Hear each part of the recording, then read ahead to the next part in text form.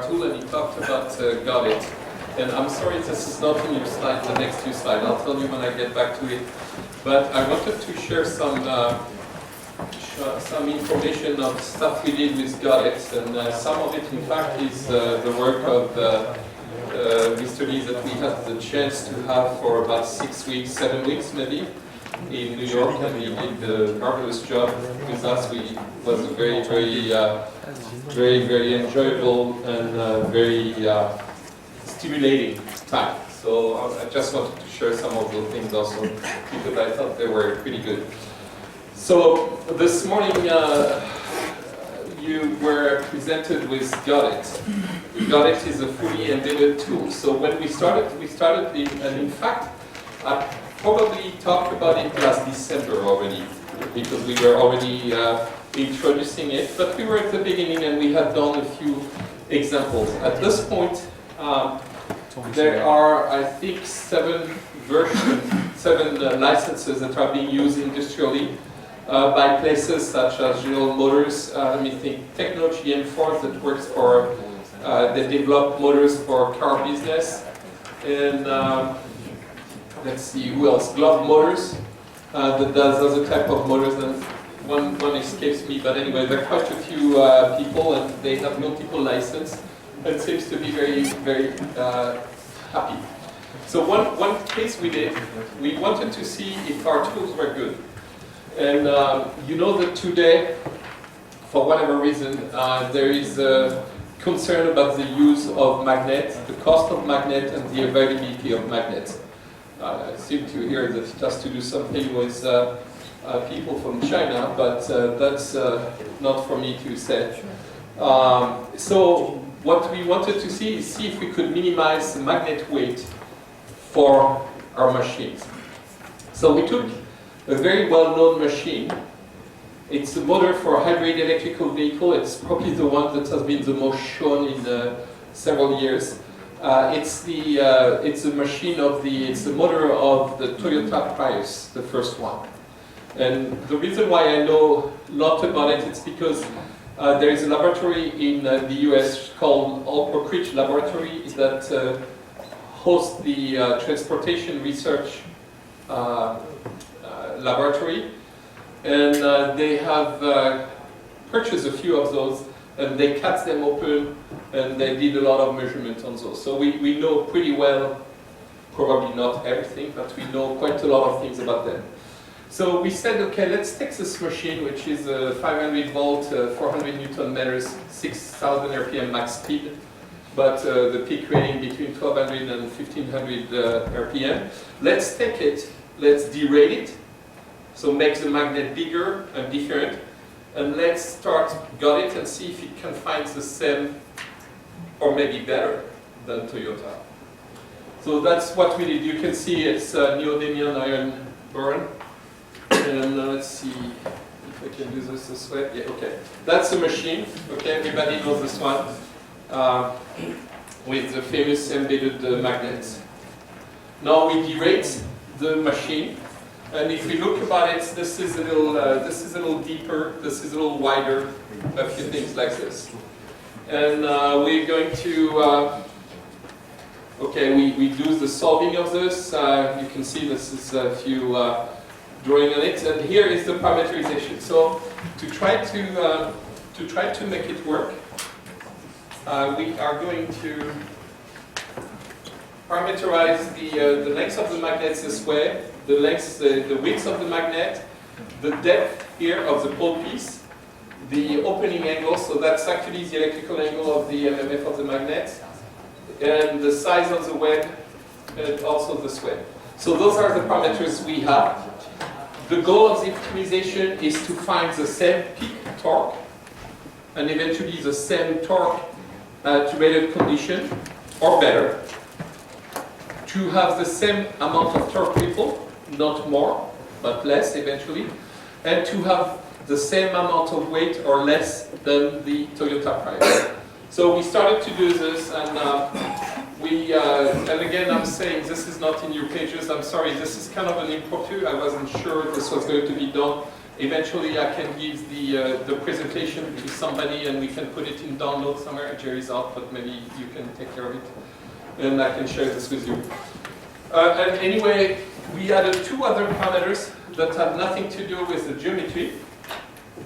We added one which was the remanent flux density, and one which is the gamma angle. The gamma angle is the angle between the MMF of the stator and the direct axis of the rotor.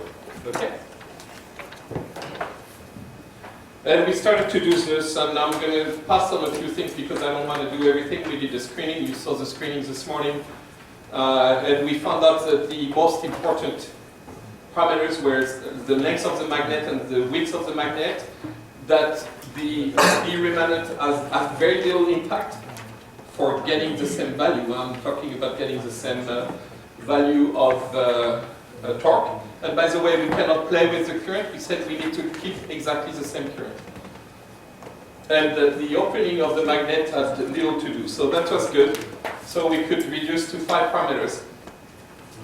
And then we tried to do a Taguchi and stuff like this. But basically, we run a genetic algorithm. And here is the improved design. So now we went from 450, that was the derated condition, to 308 square millimeters. So quite interesting. And let's see how it compares to the other stuff. This is the improved design. I don't really care about this, but I want to show you the table. So here is the Toyota machine. The one on the other side completely, it's better if I do this, I think. Here is the initial design, so it's the derated design. And this is what we found by doing the optimization.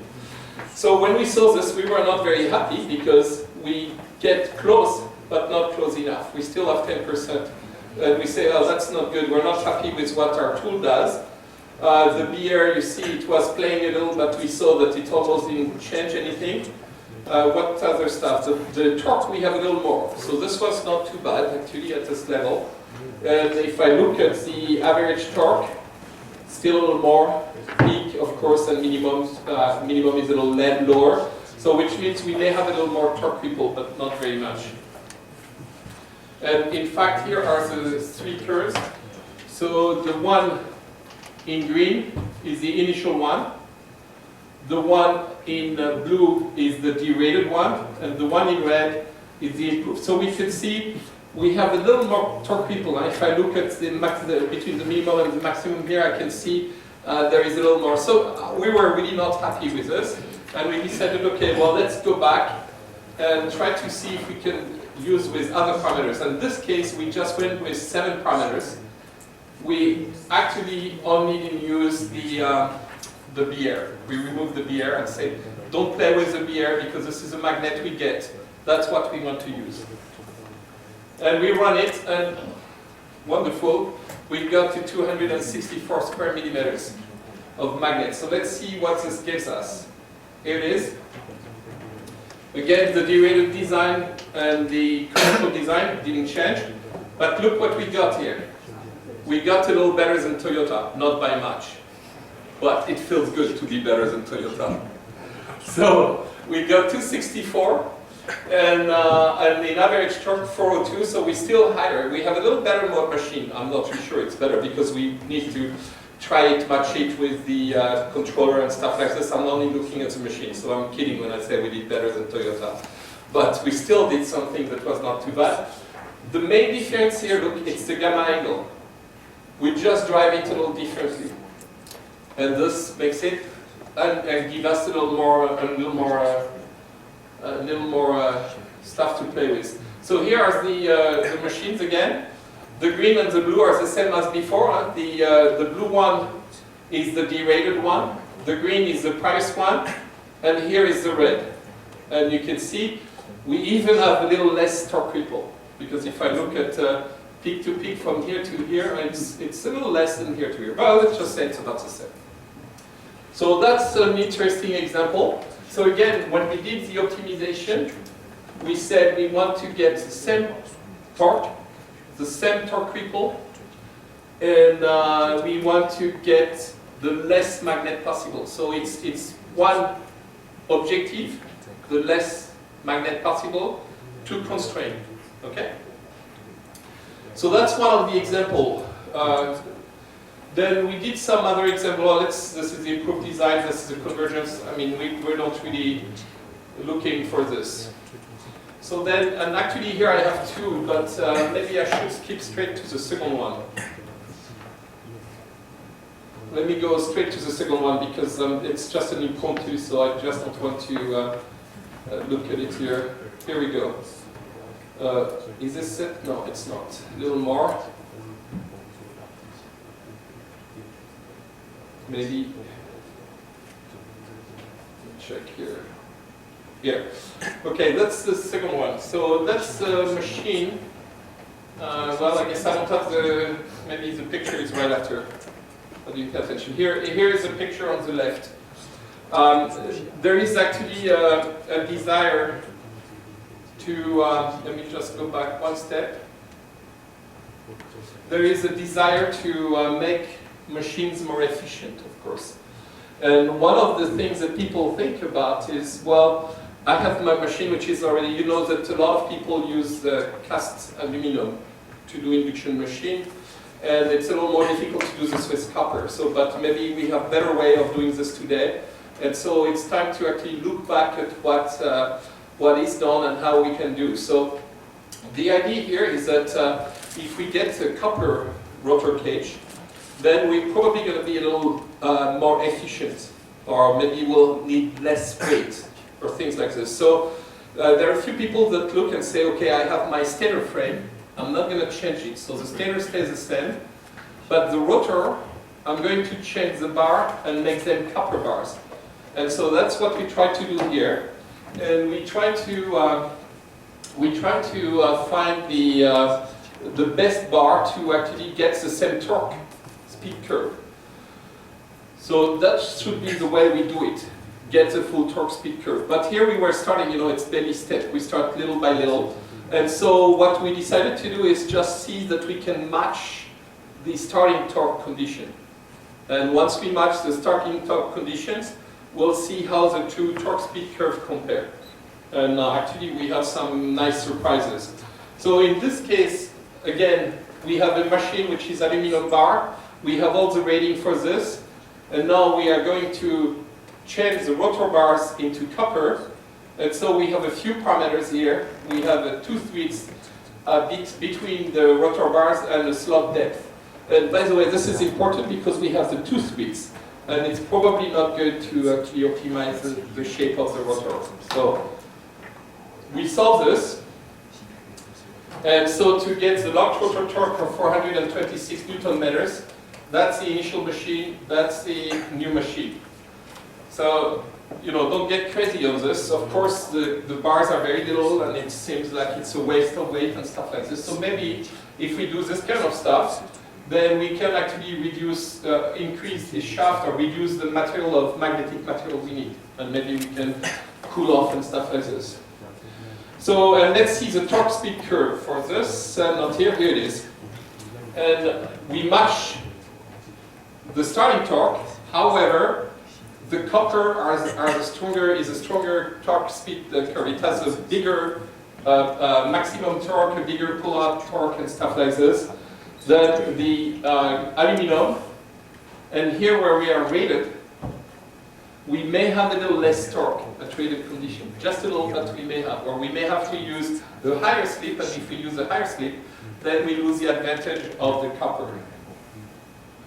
And in fact here, well, okay, this is a full power balance, but what was interesting to see is the efficiency. This is the efficiency for aluminum, 0.95, this is the efficiency for copper. So basically, we didn't do any much, but we have bars that are smaller than initially. So then we went back and we said, look, that's not good because defining the tooth width, the space between the bar as the parameters, that's not going to get us to optimize the bar. So we actually redefined the description of the rotor bar, including the slot depth, the radius at the top and the bottom, and then the rotor back iron. And now we say, okay, let's go back to it and see what it comes up with. And here we go, so those are the variation and things like this. Again, the goal is to find the same starting torque, locked rotor torque. And here we go, and by the way, this is actually a little nicer because we use the slot a little better. This is the copper, this is the aluminum. So what you can see is that the bar are a little smaller. There is a little space, more space between them, which means, by the way, that probably we are saving on core losses because we have not as much saturation in between the teeth there. And then we have more space in the back. So let's see how this stacks up. And marvelous job. They are just on top of each other. That's, by the way, this is by luck, actually. We were very happy about this, but that means at this point we've done our job. We can go golfing. Okay? And if we look at the efficiency, now it's a little better because we have the 0.995 and 0.9486. Now we have 950. But more than this, it's the weight. Do we have the weight here? This is the weight for each rotor bar. For the area. 173 square millimeters, and now we have 73. So we've actually saved on some expensive type of materials. So, and then what we did, I guess there was a story of, I'm not going to go through all of this, it's a little long, but we tried to make it even a little better, making sure that we don't waste some of the space in the back. And really what we find is that at the end, we can actually get something which is slightly lighter, because we get again the 173 and 73 for the bar, but then for the lamination, it was 4,446, and now we are down to 4,232. So those are just two examples of things we can do with Got It, and I think really those are very encouraging, and this is quite an amazing tool. And we're looking forward to finding other optimization problems and bringing our tools to do them. So this was just a little apartheid that I wanted to do at the beginning. Let me go back to the scheduled presentation, which is about eddy current.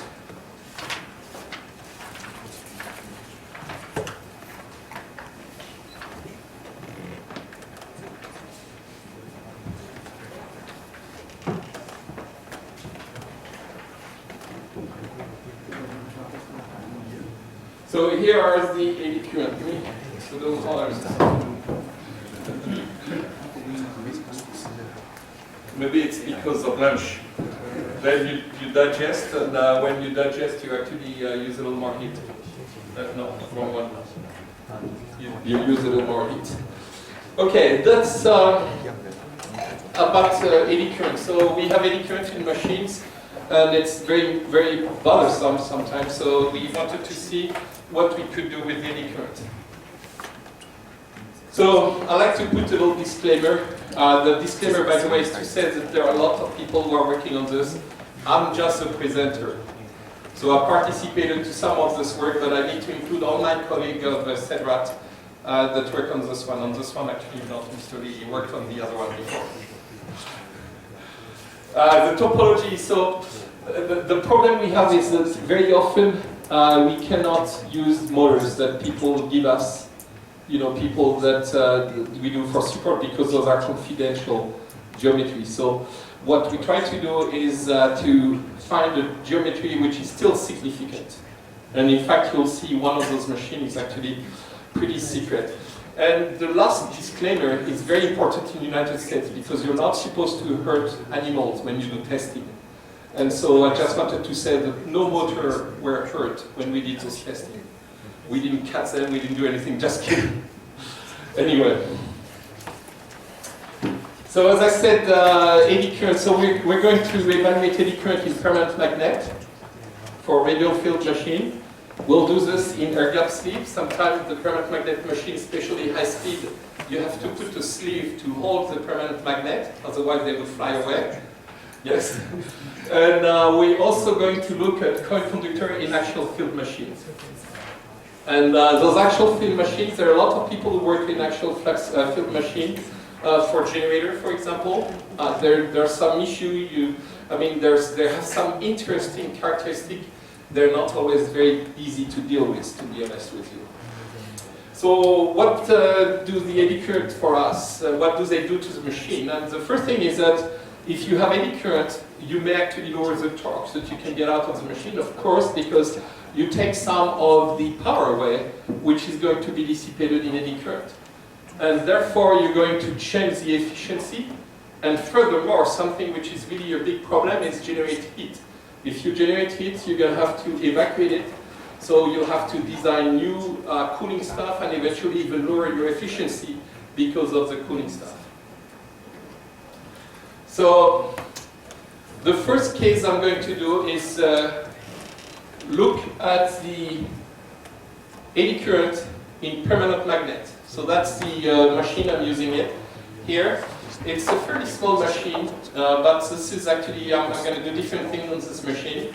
And it's a 4-pole machine, 12 slot, 1 millimeter air gap. The magnets are in neodymiums. And so you can see the remnant flux density of 1.21. And then we affect a resistivity to the magnet. For the neodymium iron boron, it's actually, you have a resistivity which is not neglectable.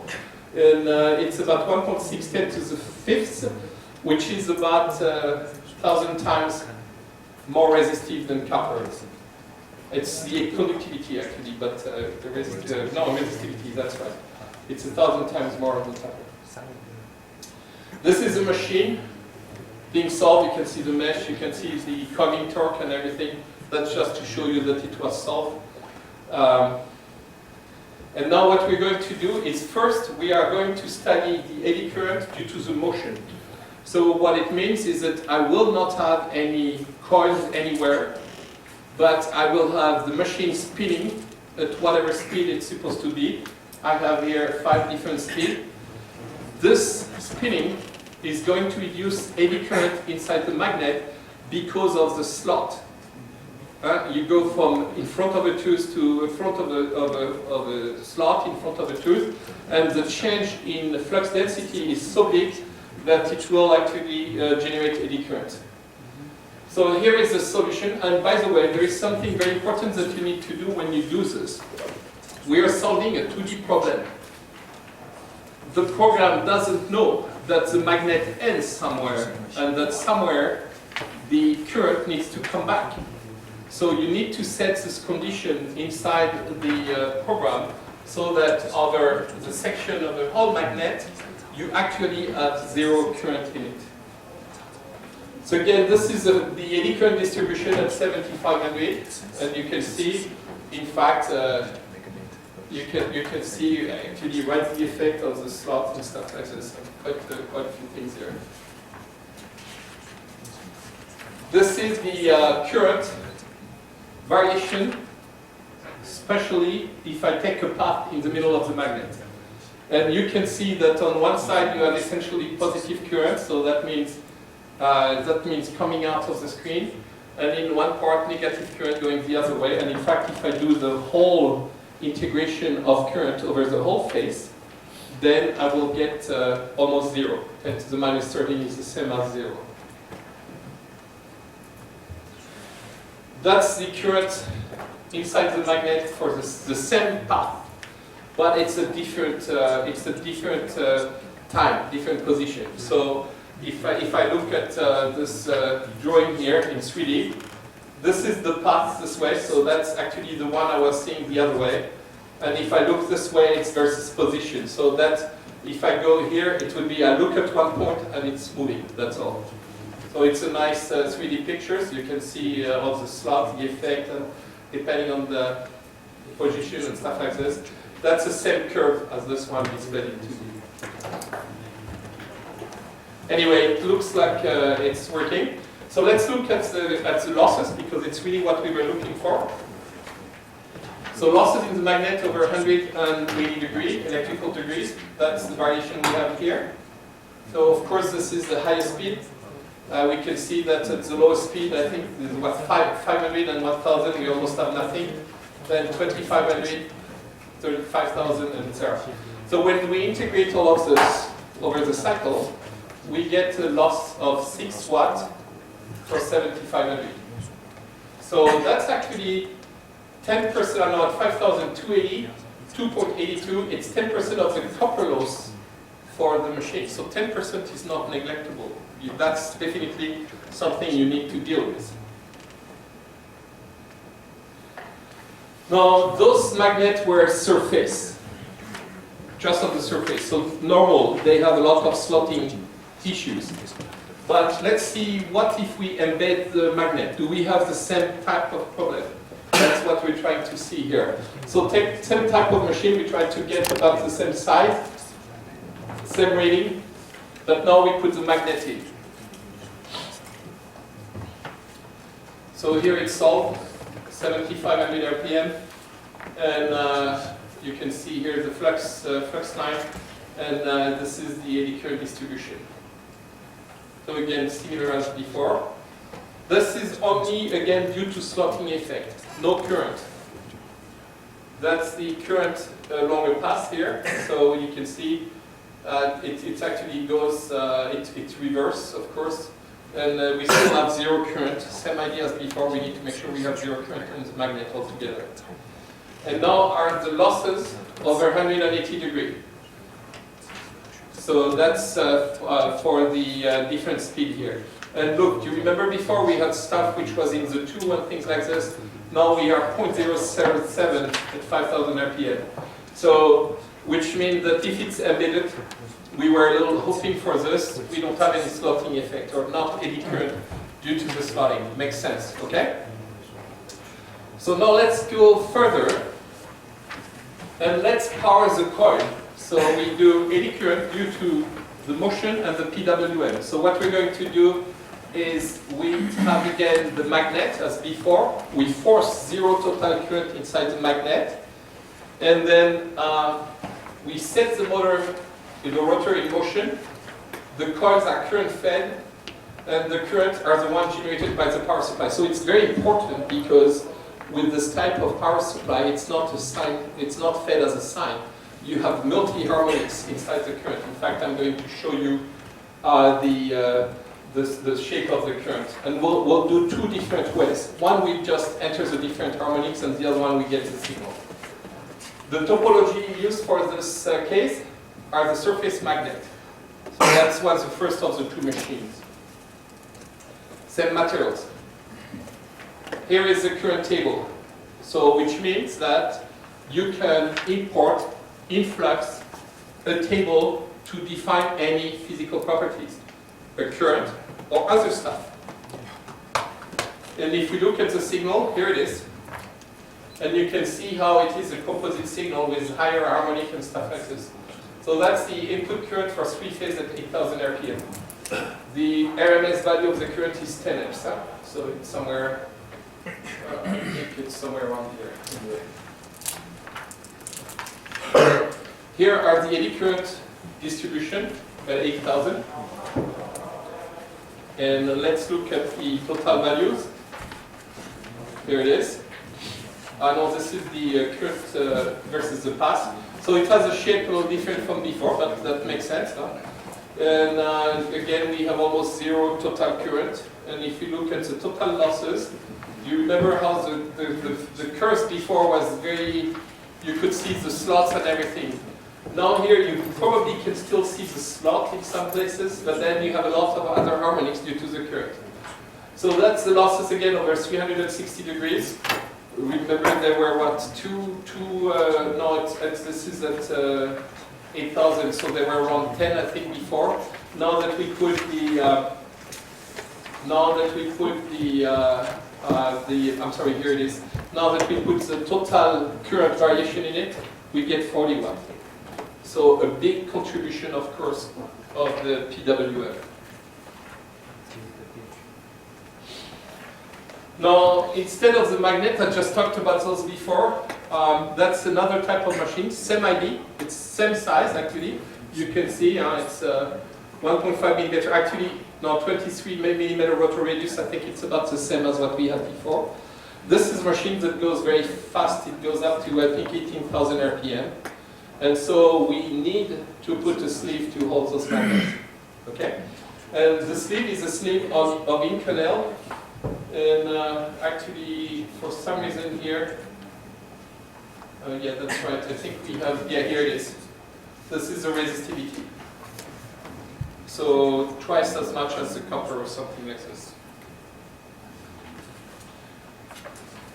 So again, see 18,000 RPM.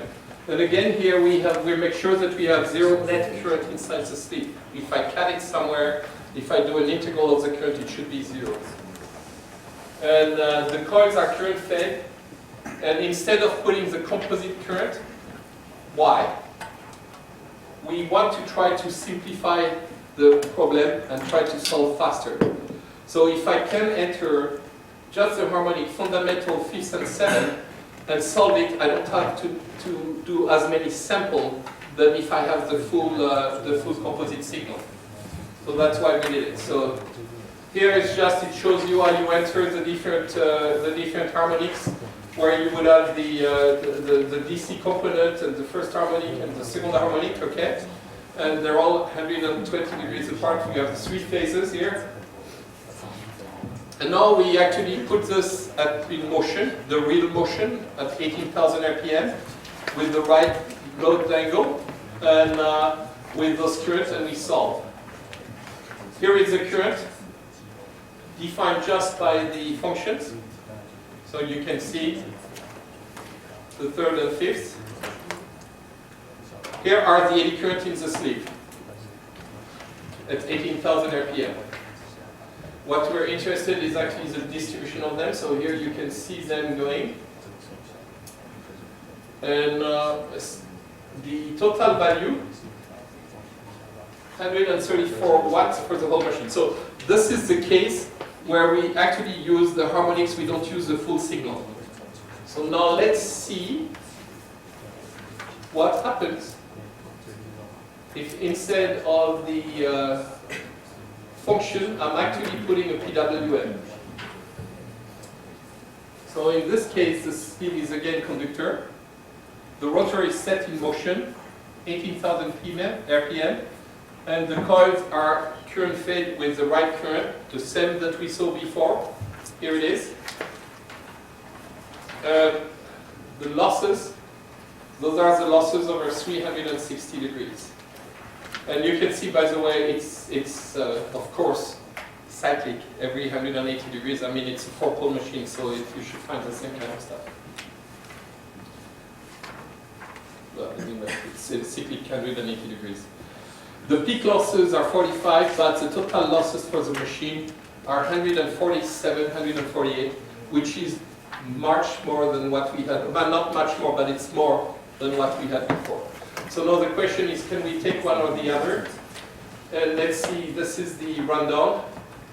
134 watts for the one where I use the harmonics.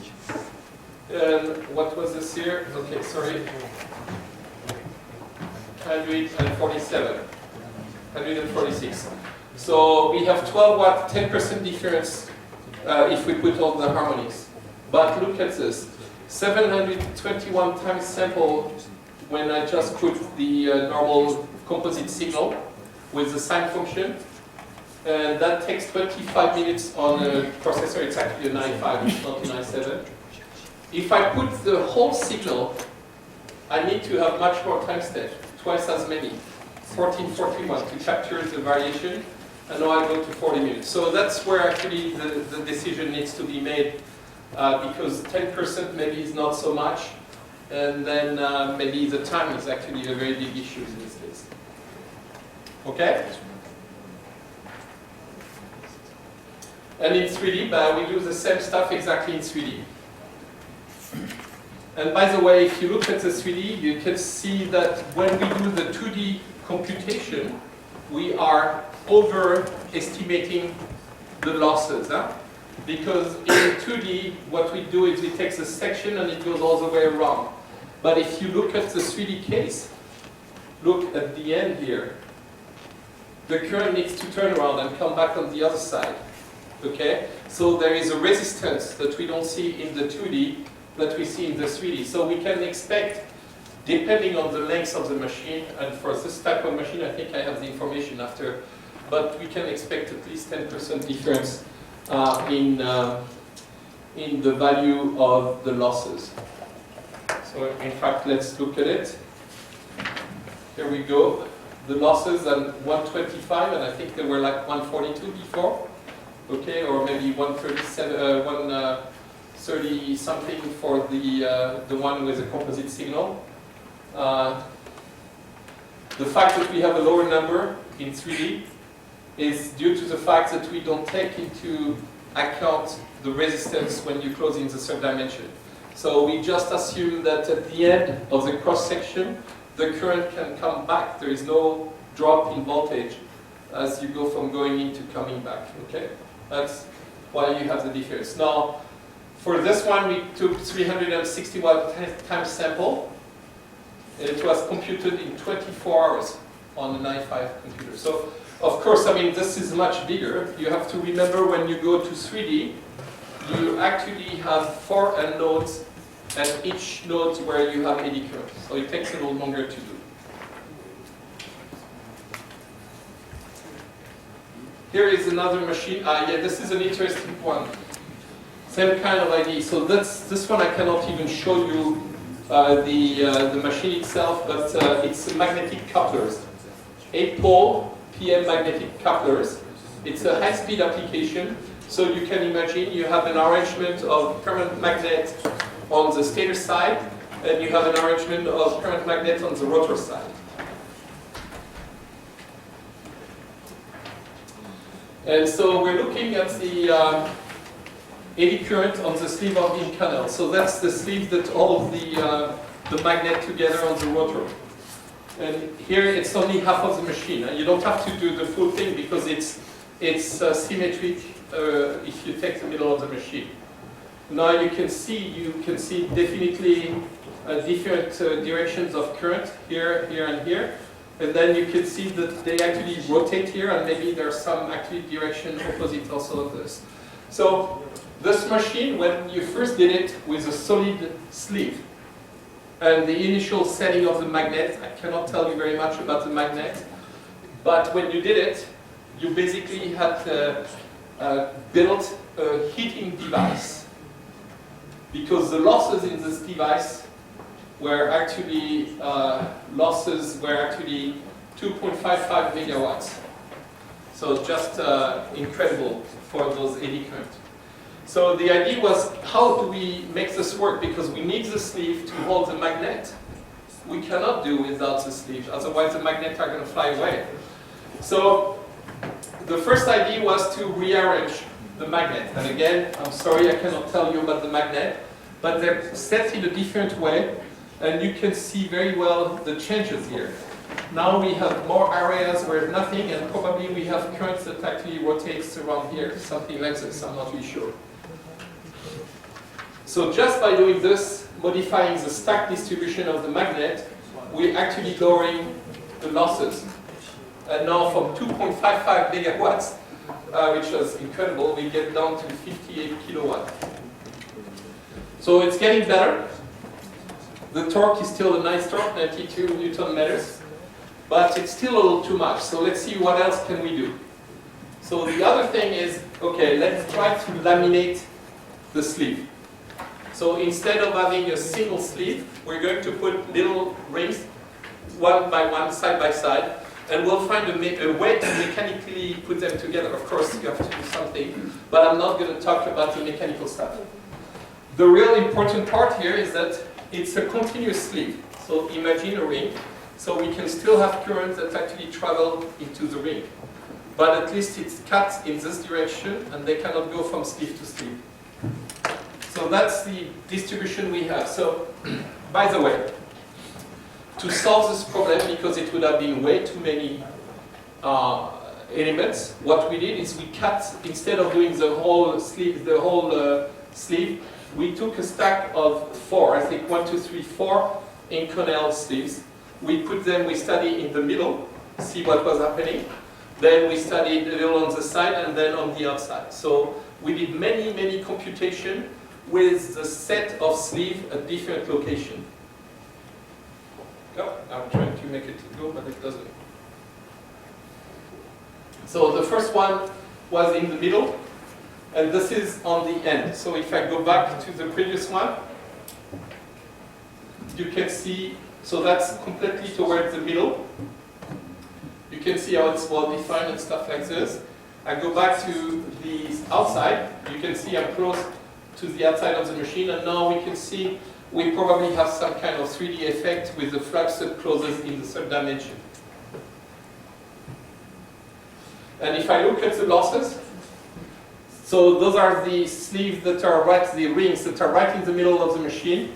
And as I go towards the outside, and you can see that I peak toward the outside of the machine, not completely on the outside. And in fact, the very outside one doesn't have as much losses as before. So out of there, we can actually estimate the losses for the whole machine. Of course, it's a computation, it's not real life. And if I look by layers, so that's, let's see, those are the middle layers. Then as you go to the outside, you can see they stay about the same. That's actually, I think this is, there is a little switch here. This one should be maybe 406, okay, so it's the other way. 457 is on the outside, I think. This one is not at the right location. So here is one, and then we can see all of those towards the middle, 4 layers right there. In the 300, you can see the variation, basically. You can pinpoint where the, wait, I didn't finish this one then. What was this? I don't have the total. But anyway, the point is that we lowered already the wattage by quite a lot. So now there was another idea, which is to say, wait, we have a closed ring, and so the current can close on itself. How about if we do a spiral? So now it cannot close by itself, and then it has other function that exists. Now again, mechanically, I'm not really sure how they can do this, but this is a defense company. They can actually develop motors that are not cheap. They need to fill the need that they are built for. The price is secondary in this case. So that's what they did here. And now you can see we have this sleeve that goes and comes back here. Okay? That's 3D. All of those computations are showing you are eddy current in 3D. So not very easy type of computation. Okay? So we have 1 revolution. We did 2 revolutions. I think we did 3 revolutions also. So you can see the sleeve goes like this, and stop right there.